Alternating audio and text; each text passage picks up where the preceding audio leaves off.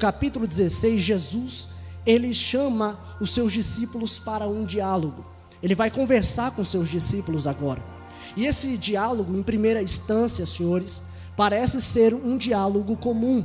Parece que é um diálogo comum entre mestre e os seus discípulos. Porque veja bem, olha a pergunta que Jesus faz para os seus discípulos. Ele diz assim: eu quero saber de vocês, o que é que estão falando de mim por aí? O que é que estão falando ao meu respeito? O que é que estão falando acerca da minha pessoa? Os discípulos em prontidão, eles passam a responder e ele diz: mestre, uns estão dizendo que o Senhor é João Batista. João Batista já tinha morrido aqui e eles acreditavam que poderia ser uma reencarnação, até porque Cristo dá continuidade no sermão de João Batista sobre o arrependimento. Outros vêm dizendo que o Senhor é Jeremias. Outros até dizem que o Senhor pode ser Elias ou algum dos profetas. Quando eles dizem isso, Jesus olha e diz assim: tudo bem, agora eu quero saber o que é que vocês que andam comigo, que comem na mesma mesa que eu como, que estão 24 horas comigo, que andam comigo sempre, eu quero saber o que é que vocês pensam ao meu respeito. Eu quero ver o que é que vocês pensam de mim. Porque, irmãos, é extremamente importante saber quem Cristo é quando se quer andar com Ele. É muito importante a gente saber quem Ele é. É muito importante nós conhecermos a sua identidade.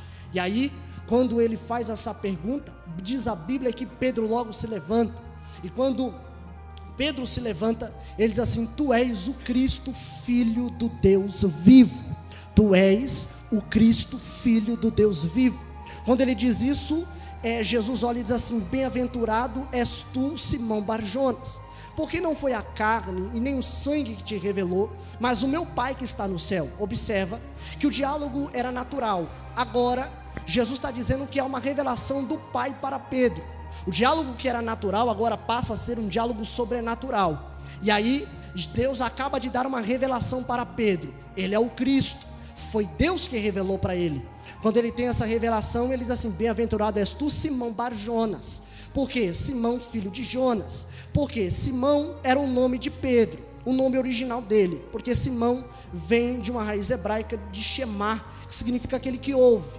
Então, ele é chamado de Simão. Só que quando ele continua, ele diz assim: agora eu te digo que tu és Pedro, e sobre esta pedra eu edificarei a minha igreja, e as portas do inferno não prevalecerão contra ela. Ele está num diálogo comum, pastor Messias, só que agora ele libera duas revelações grandiosas, porque ele fala esse versículo aqui, e ele diz assim: eu te digo agora que tu és Pedro. Há uma revelação muito grande aqui, porque Jesus agora ele está mostrando a realidade do reino, a realidade da obra que ele está executando. Veja bem, ele diz: eu te digo que tu és Pedro. Pedro é o nome de raiz grega, que significa pedra pequena. É um pedaço de pedra, é uma pedra pequena. Então, em outras palavras, ele está dizendo: eu te digo que tu és uma pedra pequena, e sobre esta pedra edificarei a minha igreja. Se a gente olhar muito rápido para esse texto, vai aparentar que Jesus está edificando a igreja em cima de Pedro. Parece que Pedro vai ser o fundamento da igreja, mas olha os detalhes como são importantes, porque o texto no original ele nos dá uma ideia maior daquilo que Jesus está dizendo. Porque quando ele diz assim: eu te digo que tu és Pedro, pedra pequena, ele diz assim: sobre essa pedra, no original pedra está Petra, que significa rocha. Na verdade, ele está dizendo assim: eu te digo que tu és Pedro, pedra pequena, e sobre essa rocha eu edifico a minha igreja. Era isso que ele estava dizendo. Ele está dizendo o seguinte: você é uma pedra pequena, eu sou a rocha, e a igreja estará edificada em mim que a igreja estará edificada. Porque se a igreja for edificada em pedra pequena, a igreja não vai prevalecer, a igreja não vai continuar, a igreja não vai perseverar. Mas para que ela possa continuar, perseverar, batalhar e ir para a tribulação e partir para cima, ela precisa estar edificada em um lugar seguro. E esse lugar seguro sou eu, a rocha. Eu sou a rocha.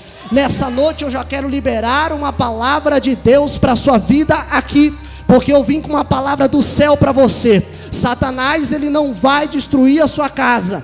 O diabo não vai destruir a sua família, o diabo não vai destruir a sua vida, o diabo não vai destruir a sua vida espiritual e nem o seu ministério. Sabe por quê? Nada disso está edificado em pedra pequena, mas tudo isso está edificado na rocha, que é Jesus de Nazaré. Nesta noite aqui, eu vim com uma palavra de Deus para você. Você não vai perder, você não vai parar, você não vai desistir, porque os teus pés estão ficados na rocha, e se está na rocha, o diabo não pode te derrubar.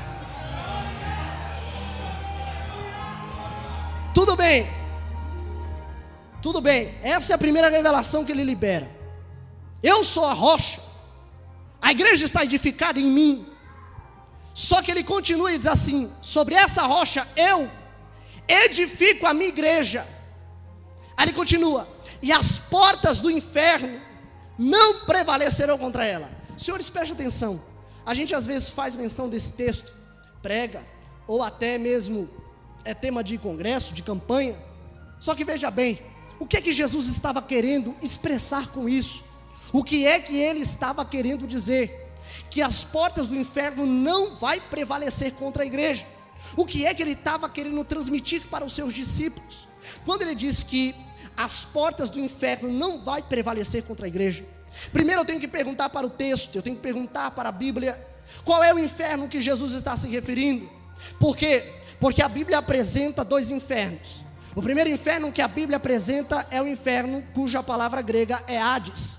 Hades é o local intermediário da morte, é onde a alma dos mortos iam, onde os homens quando morriam iriam para lá. É um local de espera, é um local intermediário entre a morte e a ressurreição para o julgamento. Este é o Hades. Só que a Bíblia também fala sobre outro inferno, o outro inferno cuja palavra grega é Geena, que nós conhecemos como lago de fogo e enxofre. Este é o estado eterno da morte, é o inferno, estado eterno. É para onde vai todos aqueles que foram condenados, vão para lá, para o juízo eterno. Este é o segundo inferno. Se nós lemos esse texto aqui no original, pastor Messias, na verdade o texto está dizendo assim, que as portas do Hades não vai prevalecer contra a igreja. É isso que ele está dizendo. As portas do Hades não prevalecerão contra a igreja. Quando pega a figura das portas, está falando sobre poder, está falando sobre poderio, está falando sobre autoridade. E quando ele fala do Hades, ele está falando sobre o poder da morte. Até porque a Bíblia também diz que o Hades era chamado de prisão. E por o Hades ser chamado de prisão, ele encarcerava aqueles que estavam lá dentro, e ninguém poderia sair de lá. Então ele diz, as portas do Hades não vai prevalecer. Ou seja, em outras palavras, a igreja estará edificada em mim, e a morte não poderá vencê-la. Por que ele diz que a morte não vai poder vencer a igreja? É porque, senhores, quem é que vence a morte? A morte, senhores, é um inimigo fatal do homem. Quando a morte chega, não tem para ninguém. Quando a morte chega, ela coloca um ponto final. E é por isso que a filosofia chama a morte de fim da existência. É por isso que os médicos falam que é a falência múltipla de órgãos. É quando há a falta de funcionamento no organismo. A morte, quando ela vem, não tem para ninguém. A morte, ela faz separação entre homens e homens, entre homem e Deus. A morte, ela é um inimigo fatal. Mas Jesus está dizendo, a igreja vai estar tão estruturada, tão edificada, tão fortificada, que nem a morte poderá vencer a igreja. Essa noite talvez você entrou aqui dizendo assim, perdi, acabou para mim, não tem mais jeito. Mas nessa noite o Deus que venceu a morte está aqui para dizer, ainda tem jeito para a tua vida neste lugar.